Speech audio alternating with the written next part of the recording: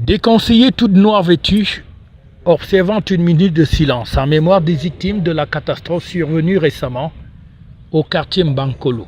C'était lors du conseil municipal de la commune de Yaoundé 2e ce 18 octobre 2023. Une session dédiée au débat d'orientation budgétaire pour le compte de l'exercice 2024. Nous répondons à une exigence de la loi qui nous oblige à convoquer les conseillers municipaux, les leaders communautaires, les chefs du quartier pour débattre des grandes orientations que nous voulons faire de notre municipalité pour l'exercice 2024.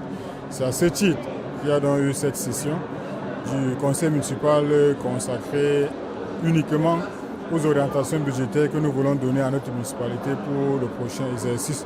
Et je me réjouis vraiment de la présence massive de tous ces acteurs sociaux qui veulent bien apporter leur contribution au développement de notre collectivité et également à l'amélioration du cadre de vie et des conditions de vie de nos populations.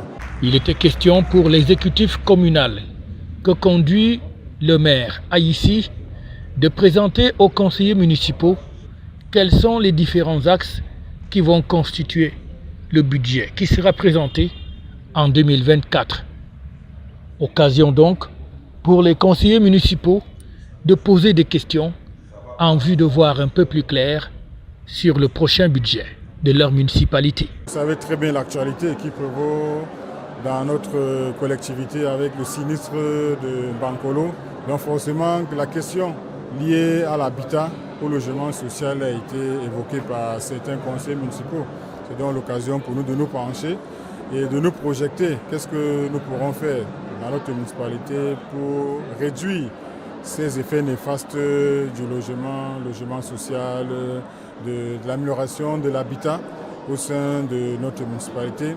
C'est également l'occasion de remercier les efforts conjugués de tous ceux qui, depuis la survenance de ces sinistres, de ces désastres, ont accompagné nos populations, les familles endeuillées. Cet élan de solidarité, cet élan de générosité à l'endroit de ces familles sinistrées. Et nous nous sommes joints aujourd'hui à cet élan national, les conseillers municipaux dans leur entièreté.